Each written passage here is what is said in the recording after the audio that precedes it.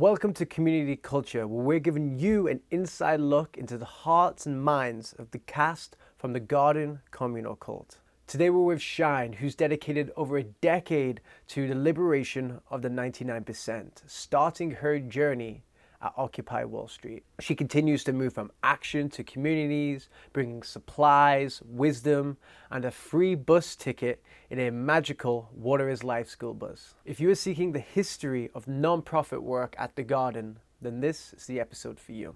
Oh, did you see the corporate Erin clip that I put in the Discord? Did you watch I that? watched the Did you first think it was second funny? of it, and I was really I didn't found finish a lot it. of I was healing confused by it. in watching corporate Erin TikTok videos. Is she just like It making fun of the reminds me of corporate world? Naima and Annie, and I just find a lot of healing in it, laughing at corporate speak. The real cult.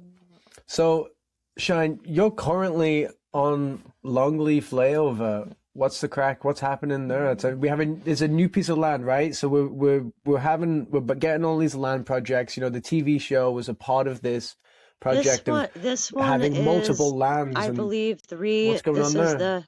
the fourth season that we're here, I believe.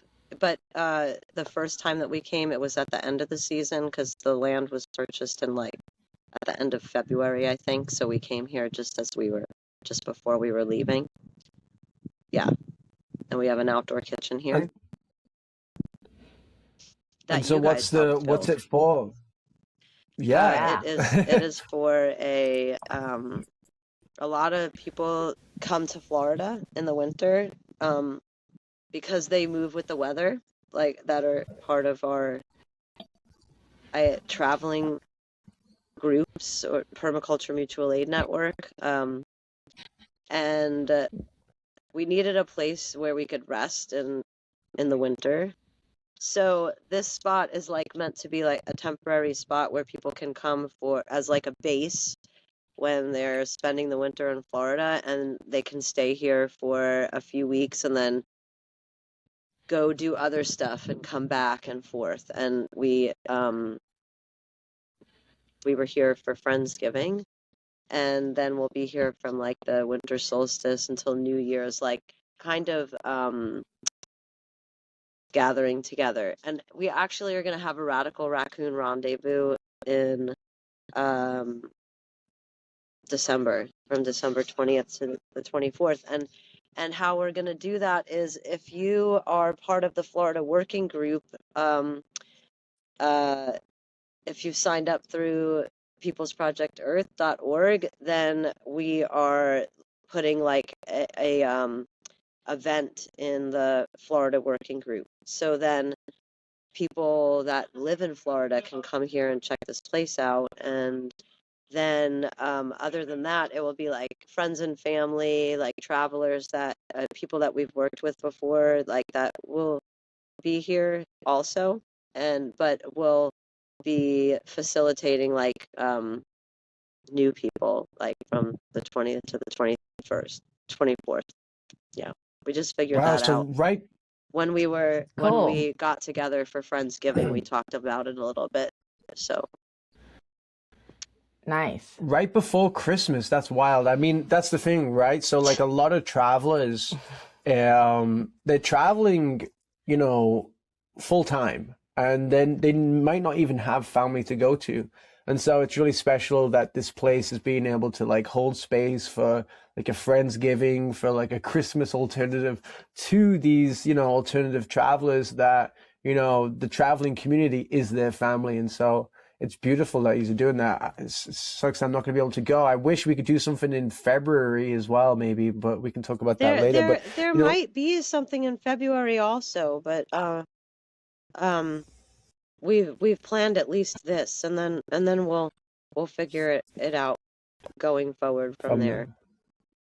Nice. That's cool. We should put it out there more, because I feel like all of a sudden I've been getting so many Facebook messages from people in Missouri that are like, I'm in Missouri, like that. So I feel like there's probably so many people in Florida too that just don't even know that that there's a spot in Florida. Yeah, and this, yeah, they can go to, if we direct people to peoplesprojectearth.org, and then they can sign up with the different working groups for the states. Then we can organize through that way. So this way, it's not just like out to every random person, but like people that are specifically intentionally like wanting to find out about what we're doing and the different networks of lands. Nice. And like longleaf layover, just to give some like visual understanding, is like a sugar sand piece of land. It's like just over an acre. There's actually like 2 parts of it. So there's like pretty much like 3, half an acre. And this is the community space. I don't know. I guess I'll just my front camera, I can't really see when I'm recording or anything, so I'm just gonna do my best because like one of the cameras is broken. The one that, so you have to hold it like away from yourself. So I have it turned around, and then I think I think it was a little closer. I don't know. We have a YouTube video like about it too that people could watch. Is that okay? I don't know. Yeah. No, yeah, you look great. And so yeah, there's a kitchen that we built, and it was so cool because like we got a lot of the material from the garden and neighboring farms around the garden and the scrapyards and stuff like this, and then brought it all the way down to Florida on the back of Patrick's bus, and then built it up in 2 weeks. And it's crazy because we built the whole kitchen for less than $350. And so like it's really cool to see like how a group of people can come together, and certain people who I never had any building experience before, and not to say that like I didn't build much, I was mostly filming it, but like I learned a lot, and it's really cool. And we have the whole process on YouTube. But other than the kitchen, there's actually like a garden that's trying to be set up too, just like down the road. And the issue is it's a sugar sand piece of land, so it's really hard to grow food there. And so they're trying. How's the food going? How is it going? Yeah. There's ginger and turmeric that grow. A lot of the other stuff is not there anymore at the garden. Yeah. And here at the where the outdoor kitchen is, there is also there's bamboo that we planted last year, different kinds of bamboo that we got from maybe Joe or something, a neighbor, somebody that lives close to here that has a permaculture farm. And then we also have some banana trees and ginger and turmeric and some herbs and loofahs and things like that. So we're planting like more of that kind of stuff. Also, Michael Stevenson brought a bunch of cassava. And like cool. the stalks of the cassava, and you plant them like under the ground and partly above the ground, and then like the nodes like grow into roots. So we're gonna see if that grows. We planted it around like some of what we thought would be the more wet areas. What seems to be where like the stuff is growing and where the water we're growing and planting things after the kitchen for like helping filter the water and stuff that will grow from wet areas. So this way we can put all of the gray water there. Nice. That's really cool. Yeah, and so like it's kind of like an experimentation, right? Because we didn't know what would grow there.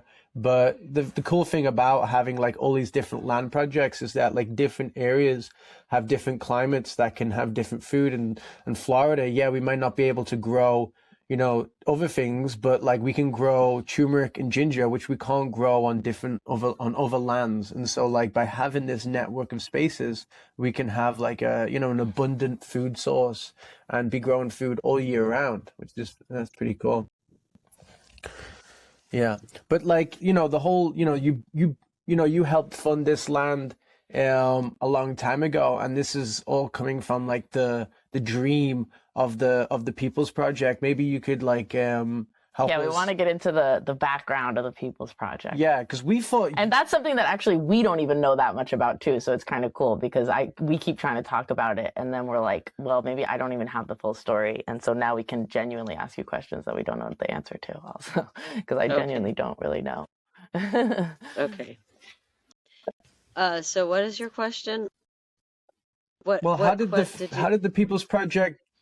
What is the People's Project, and how did it start? How it started was that we had this idea. Well, okay, so we were doing this stuff anyway, traveling to different communities, feeding people in different cities.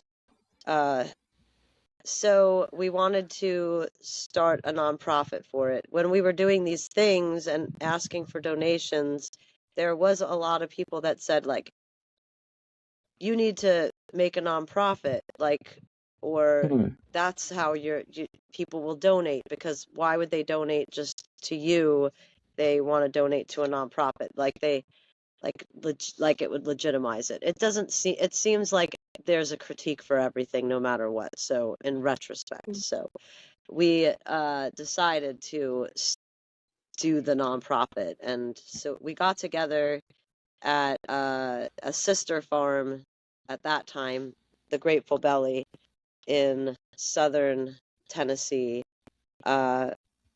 Some of us from the garden, some of us from that farm, and some of us, and how that farm started was like a group of people that were at the garden, left the garden, and went and started their, like, another land project, another community. And some people also from Occupy Wall Street that I knew that had been to the garden. So there was like a lot of cross pollination there, I guess. So we got together and just brainstormed for a couple of days, and then at one point we were brainstorming about name, and I don't know other names that we went through, but when someone had the idea for the People's Project, which I think was pretty short. You know, they had it they had been thinking about it, so they said that name, and that was like, yeah, everybody agreed, right? Because everything from Occupy was like the People's Library, the People's Kitchen, the People's medics. It was just all for the people. So the People's Project was a group of people that helped each other, helped start land projects, helped feed people, helped with getting people to actions, or from actions to places to rest, or all books and food and art and music, and just so that's how it started. Nice. Yeah, and like And it's cool because, like, oh, sorry, yeah. yeah, that people started then, like, doing all of the steps to start a nonprofit, like, over the course of like the next year, with and we got help from someone who started a nonprofit for the fat kids, from Rainbow, and so that was a great help. Like, there's so many people that we, like, unless we all did it together, and like with all of these different pieces, we couldn't have done it without, we couldn't have done it. And it was like, at that point, it wasn't so much like the People's Project would create new land projects, but just like support land or help people start land projects. Yeah, help support. But then, and then probably, like, yeah, maybe, I don't know, 5 to 8 years later, then, then it moved to like buying land and starting the land project. So that's like moving to the next step of like then needing to start a nonprofit for holding land trusts. So that was a little Right. bit different from what the People's Project was created for, but piece or factor in like the bigger vision of having this network of shared lands and resources and people. And a big way, the People's Project was helping different communities is like, I guess, like what's right behind you right now. You had like this big bus, the Water is Life bus, that was able to like, have people in it, carry resources, and go from spot to spot. And you've been all across the US, I guess, in it, huh? Not every state, Well, but not, yeah. a lot of Well, them. yeah. I've been to California, so I've been to one coast, and I've been to the East Coast and up north. Yeah, Michigan, New York, uh, Florida, Texas, Minnesota. Yeah, like so all different places. Colorado. Yeah, it's funny. When I was just listening to our executive producer, she got interviewed on a podcast, and she's trying to explain to the interview people about how like our network is like not just us, it's like all these off-grid spaces. And she's like, you could drive right by one and not even know, like they're all over the place. Like they had all these places in northern Missouri that they wanted to be more connected to. And she's like, and they're all like, how do they talk to each other? And they're like, I guess through like Facebook, like they're all kind of like it was funny to hear like these outside perspectives of like trying to understand this whole kind of like underground off-grid spaces that we know just through like mutual friends and people that are flowing between and stuff. But yeah, I don't know, it was just funny to think about like not knowing anything about that and then imagining it as like this whole world that is like on it was funny.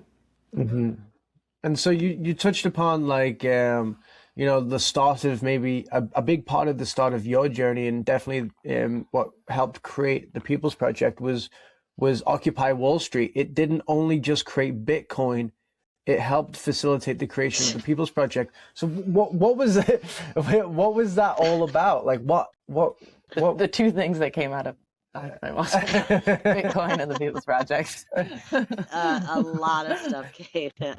That whole I know, evolution of just stuff kidding. came out of that. Well, tell me about it, because I have no idea what it was or what happened or I mean everything. What was going on? I went there and it was a place where everyone gathered to, I guess, essentially shut down Wall Street. So they went to the park, a park that was just right around the corner, like a couple blocks down and around. So I went there after seeing it on Facebook for a while, and then researching it on YouTube and watching, because they had a lot of media. They promoted what they were doing on social media. They had a YouTube channel that had 24-hour live, and they were live streaming it 24 hours, and also making different videos and then posting them.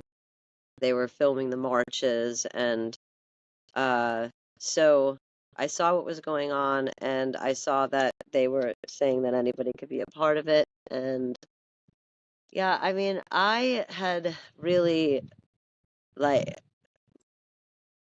knew about the 60s and what happened in the 60s, and as I was a young adult, everybody was telling me, "Oh, you should have grown up in the 60s." And I listened to music of the 60s and sang songs, all these songs about peace and war, and thought about how if I was alive then I would have been there, and I would have been with those people. And so when it happened, then I was like, well, I'm going. So I went. Yeah. And so we were there, and we were going to stay there, and we did, until they evicted us from the park. And then there were also other occupations, like occupy. It's weird that it's called occupations. That's such a weird word. But they were occupying like the town centers, like the places where the people were, as like go back to the commons and talk about these things and gather together to talk about these things with each other. That's what people were doing. And they were meeting Like what people kind of thing? and talking about these things, and they were bringing food so they could stay there, and bringing water so they could stay there, and bringing signs to like highlight what they were talking about, and like government buildings and parks. And so, but all of these places were then cleared out by the police, and you weren't allowed to stay there for 24 hours anymore. So then people were displaced, and we did still live in the city. We stayed at churches for a while, especially through the winter. But then, as it started warming up, sleeping in other parks and in front of banks on the sidewalks, and then eventually in front of Trinity Church, which is at the head of Wall Street, and talking, because they had put some of the people in jail for trespassing, because we tried to take over this vacant lot that Trinity Church owned that was like a couple blocks away from, because Trinity Church is one of the biggest landowners in Manhattan. So we were trying to bring attention to that Wall Street at the same time, because we were right there on the head of Wall Street, being at Trinity. So they kicked us out of there. They didn't want us there. The police, they harassed us all the time. So then that's kind of where the idea of like buses and having like a way to move from one place to another when the police were displacing you from wherever you were gathered, and going to a different place to gather, and having all of your supplies and resources being able to be loaded up into this bus and then driven to another place. And also to be able to go to farms that were helping to maybe give breaks to people who were in the city. And we were going to actions every day too. We were sleeping on the streets at night with our signs in front of these different institutions, and then during the day going to whatever action was in the city. And so then we were working with different farms. We went back and forth bringing people to the farms, building communities at the farm, at some of the farms. And then hopefully what we wanted to do was be able to like grow food that we could feed people, that we're doing these actions, just kind of have this way of like helping the flow of people, and that wanted to look at different ways that we could live together besides the way that we are living right now, which is destroying each other and destroying the environment. So, yeah, a little bit more about that. Cool. What you were talking about, like when you're in these different government buildings, and like so that people could talk about different things, like people were not in the buildings, outside of the okay. buildings, like Okay. like I'm just outside curious, like, of like the federal buildings, or the different places where people were meeting inside that make these decisions about that affect all the people that are living in these places. So they have the Gotcha. ability to make different decisions. If people are saying we want or we don't want, just voicing, having a voice. So what kind of what kind of, so I remember in one of your books about it, you talk about like different like workshops and stuff being held at different of like the spaces that you guys were occupying. What kind of things were you guys talking about? Well, I did a lot of nonviolent communication.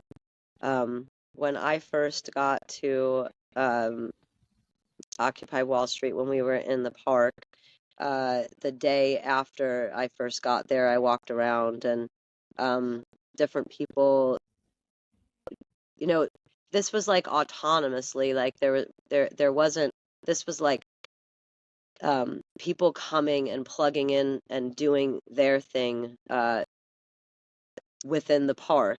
Like it was, so there was the nonviolent communication. I think there was a place in Brooklyn that taught nonviolent, like trained people in nonviolent communication. So they were there at Occupy Wall Street with a table, with an empathy table where they were just there all day, and they would listen to people without judgment. And they had different books about nonviolent communication to offer to people if they wanted. And also, they did nonviolent communication workshops like once a day, I think. And they would announce about it, and then we would walk to the place where we were going to have the workshop. We did, like, there was like this place like 60 Wall Street, which was like it was just a big open area, where public space where there were tables and chairs, and it was meant for business people that were like waiting for their subways, because the subway station was right there, like a place to come up out from the subway to get coffee or whatever. So we would have different workshops in that space, using the tables and chairs and the space that was already there as a public space. And also Trinity Church had like this place called Charlotte's Place that was open. It was also supposedly a community space until they closed it to us, but we would use that space also. They had like computers that people could use there. I think it was like for homeless people, maybe originally, until homeless people started using it, then they closed it. But so we would meet there, and then they would have the different workshops and like just introduce people to the concepts of talking in feelings and needs versus blame and judgment and name calling and like different things like that. And that's like And they pretty would much also to do other support things like like that too. There was like a think tank that was in the park, and they would just have like their different topics that they were discussing and debating on all day, and different people would facilitate those discussions. And they had general assemblies once a day, and those were like facilitated assemblies where we would like decide what we were going to do as the group Occupy Wall Street. And then there would be facilitation workshops every day for people who were interested in learning the facilitation skills needed to facilitate those general assemblies. So, okay, that's... I think it's really cool how it's like, protest in themselves is like, it's a decentralized thing. And so like, these are all like kind of like tools that were being used just so that people can organize enough to like have some kind of like unified action in a leaderless kind of way, which is kind of, it's interesting as like just a larger scale version of like community. Yeah, because So there's a lot of talk about like there's no leaders, but there's an expectation of like everyone to be a leader in whatever they feel called to, whatever their piece is. So there's lots of leaders. And so this led you to writing a bunch of books about Occupy Wall Street that we can put in the description below. But also this led you to the garden. And you were talking about like spaces where we were growing food and helping people. And the garden is all about that. It's about helping host travelers and build infrastructure for it. And also it has like 2 acres or 3 acres of active farmland that people are plugging into and learning how to grow food. And then you you probably did tons of stuff there, but you also have been building a schoolhouse there. And recently you were doing some pretty cool stuff there. You're cobbing it up. Yeah, I am working on the cob there right now, and I have been working on the schoolhouse ever since the first time that I went to the garden, because I went there for the spring gathering, and while I was there, there was a person who came there who had been given a grant to build these geodesic dome houses for a few different communities. So he hitched to the garden with all of his tools, and then when he got there, he had the money to go buy the supplies and then come back and put together these dome buildings, which was the greenhouse, was the first one. And we put it together in like a day, and it cost like just like not even like $400 to put up the shell of. And so I thought that was so cool that I wanted to build another one and make it a school. So I proposed to like buy the supplies so that we could do another one for the school, and we did. And then my friend Dara, who was there from Occupy Wall Street at the she was a street librarian at Occupy Wall Street. She went like following after we built the school, she went to work as a nanny for the summer, and she saved her money working as a nanny and then came back to the garden and bought the supplies to start building the library, and they started building the library later that summer. And so that's how the school and the library got started. And now Nice. there's a That's cob awesome. tree house behind there that I'm working on the walls, building cob walls, and then starting to do that in the school too. We did a cob floor, and the greenhouse and the school house has both been rebuilt like a few times. So it's been a learning process. Building the structure itself has been a lot of education. There's so many stories behind every single building at the garden. It's really cool. There could be like 10 books written about like the whole journey there. Yeah. Kind of cool. And, like all the people and all their backstories and everything. Yeah. From Occupy Wall Street to traveling across the land, helping communities, to finding the garden, to now setting up a bunch of different communities. And that's led us to setting up a land in Missouri and trying to film a TV show on it. Yeah. So that was a wild ride. Yeah. What do you think, Shine? Finale just came out. Oh my gosh. I You don't sad? like You're I happy? don't like the finale. I did not like the last episode. I was really they waited until like the last minute to even say what the last episode was going to be about, and I read it and I was like, what the, like, I don't even get the food thing. That was just Yeah, totally that came made out of up. That was nowhere. just so crazy. And I just don't know. I'm This disappointed. this is the thing about the show. It's just like the whole thing, they answered not one question. There's just more.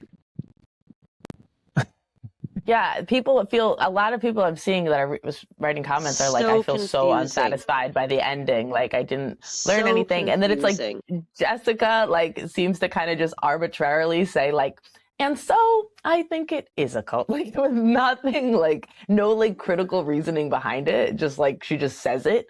And Well, that's it just like doesn't it. really, like Jessica in the beginning said that she like, you know, thought that it might be a cool cult.